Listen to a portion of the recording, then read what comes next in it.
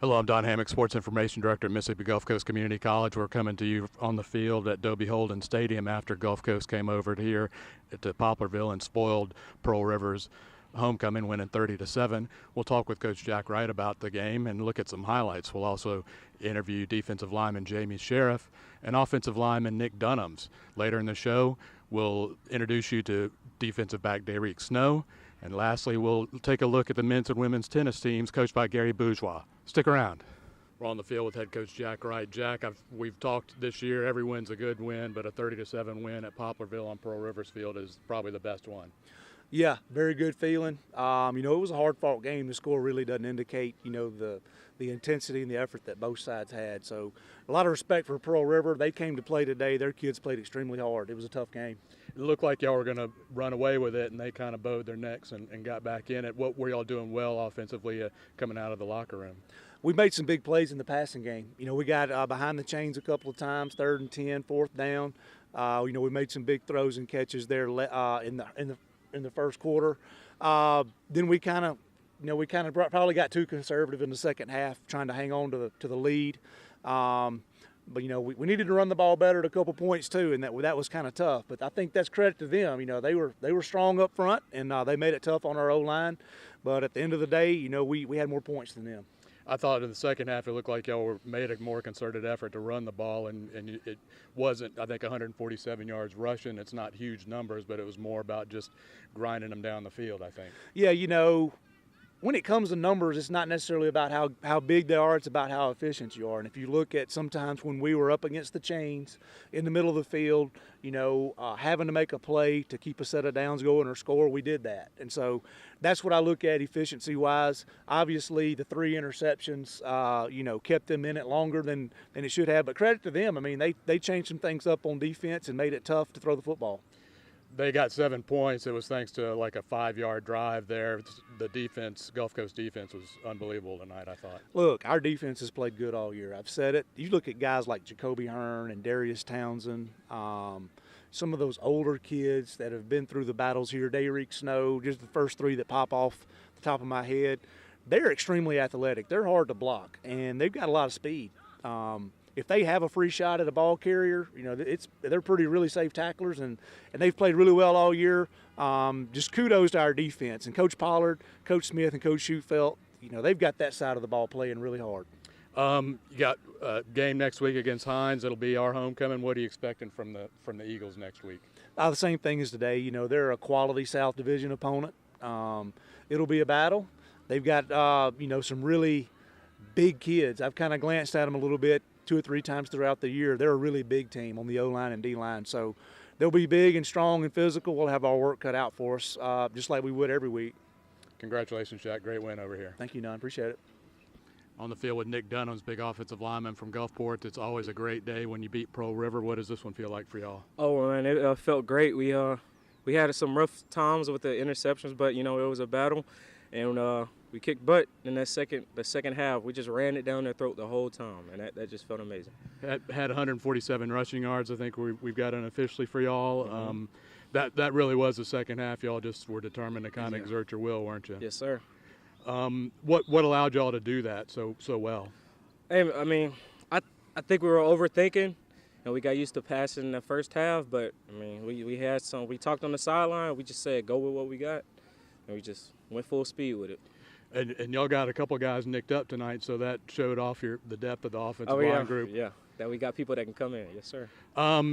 What did you see from the defense, other side of the ball, while y'all were on the sidelines? They were more schemy. They had some workers on there. I like how they didn't quit, but like I said, it was a battle. How about the Gulf Coast defense? Oh, they played lights out, man. I mean, they got 1 touchdown, but they play lights out. We also turned over the ball 4 times, so I'm proud of the defense. All right. You got one more game left. You got Hines for homecoming next week. What are you expecting from that? I'm expecting to go out there. It's another revenge match, upsetting loss last year. So I just expect to go out there and grind like we always do. Congratulations, Nick. Thank you. We're on the field with Jamie Sheriff from Terry High School, big defensive lineman. Jamie, big win for y'all. What was it like first time in this rivalry with Pearl River? It was pretty exciting. It was one of my first times being in the environment. The crowd was into it. The game, we had a lot of fun during this game. Defensively, you held them to 7 points. That came after an interception where they had a really short field. What did y'all do defensively to keep them at bay? We prepared for them all week. Coach Pollard, he was on us all week about stopping the run on 15. I think we did a pretty good job on it. What did you see from the Gulf Coast offense, the other side of the ball, that they were able to do effectively tonight? They were able to run the ball pretty well. They give us a push in practice, so we expected to them doing on the field because I feel like we're a pretty talented defense. You got Hines next week. What are you expecting from them? I expect them to try to come support our homecoming because no one wants to be our homecoming, but we're going to be prepared for them. All right, Jamie, thanks. Congratulations. No problem. Everyone has a similar choice to make, to coast through life or do more. Take advantage of financial aid. Take a class for college credit or a degree. Take stock of your goals and work smart toward accomplishing them. And you can do so much more than coast through life. Gulf Coast Through Life at Mississippi Gulf Coast Community College. Dayreke Snow is a ball hawking defensive back for Gulf Coast. Let's meet Dayreek. Well, I more of started playing football at the age of 7 in the middle school when my father, he wouldn't let us get in the Pee Wee League. So he just said it's worse. I mean, it could mess up our bones and stuff like that. So I started playing in 7th grade more because of my speed. I could beat everybody out. I could outrun everybody. I loved playing receiver at that age because I could just outrun everybody and run smooth past them like nobody could catch me. So at receiver, you can just catch the ball and run when nobody could get me. I converted to defensive back more of my senior year because of Coach Myers, one of my high school coaches. He showed us the way of doing stuff and that had it so much better, and I love that. And I love that defensive position of playing it. You can just run around and fly around and hit people back and forth. Then you make big hits and catch interceptions. You score touchdowns. You can help the team out. Like they always say, defense win championships. I chose to come to Gulf Coast because of the educational purposes. The LRC down there, the best place to have, and they're going to help you out. All you gotta do is want to get help, and they will help you. I learned just how to be a buddy DB. He's calm, cool, and he gonna get on you now real bad, but he'll show you the way to do it and expect you to do it. As for sophomores, he wants us to do more. Playing for Coach Wright, he just a energized guy. He calm, cool too, and he's just an amazing coach. I'm really glad to have him. The environment around school is really nice. There's no problems on this campus, and it's just a great place to be. So I like to come up to the track and just run and let some of the stress off me. I have a great family environment. Like we're all loving people. Like they're just amazing people. Like words can't explain. I just thank God I have them in my life. Me being in this big family with most of me living in the house with brothers, we just used to fight all the time, run, play. I think that what made us so big and strong on the level that we're on right now.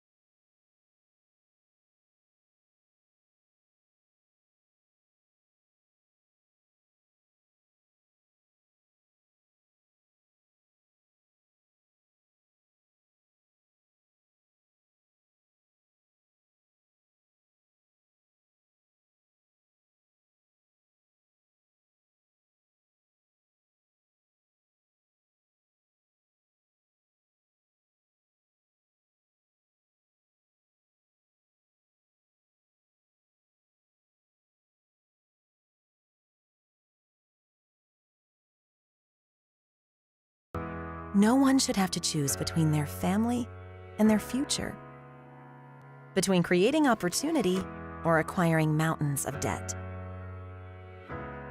It's easier sometimes to just coast through life. But what if there was a place that made it just as easy to do more, so much more than coast through life? Gulf Coast through life at Mississippi Gulf Coast Community College.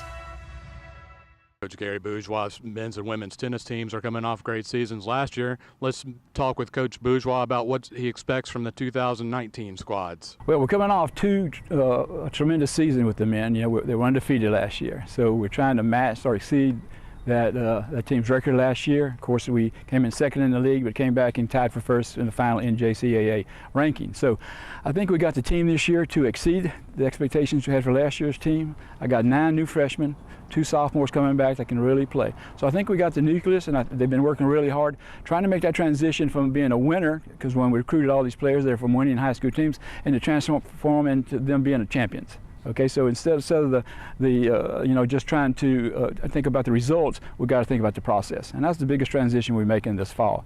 Got a lot of talent. There's big battles going on up and down the lineup.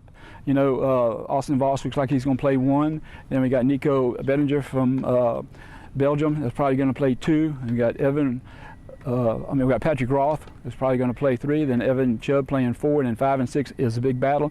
You know, the guys competing for those 5 and 6 positions: Wesley Fontaine, Clinton Verrett, Anthony Schlegel, Reed Crow.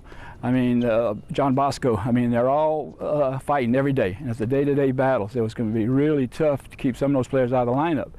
So they're competing hard, they're working hard. So I'm really looking forward. I'm very optimistic about the spring. One of the hottest players right now we have on the men's side is Elliot Nolan from Hancock. Elliot's been playing really well, really being competitive, really working hard, showing up early, leaving late. So I really expect him to make some noise on the men's team and break into the top lineup. It's all about pressure. You know, everybody comes out here with especially your first year out of high school, they're not used to having a lot of pressure.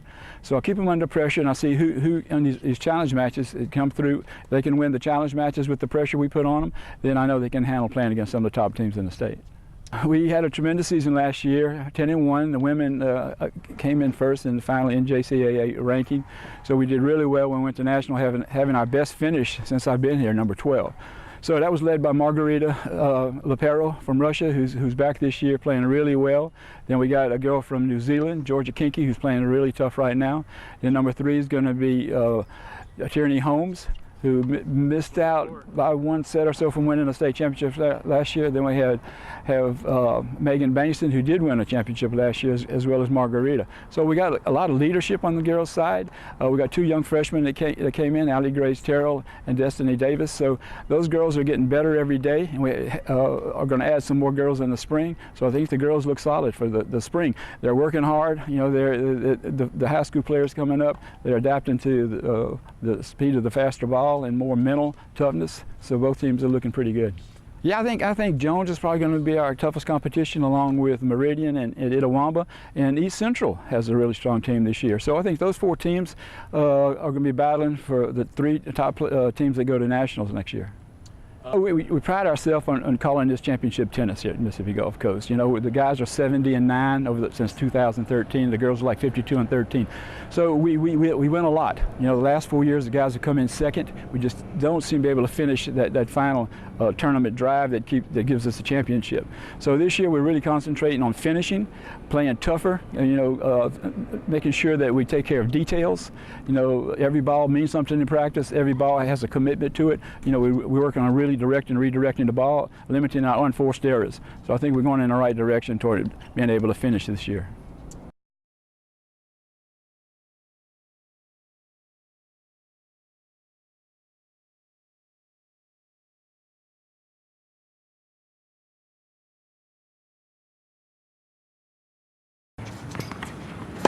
On the inside.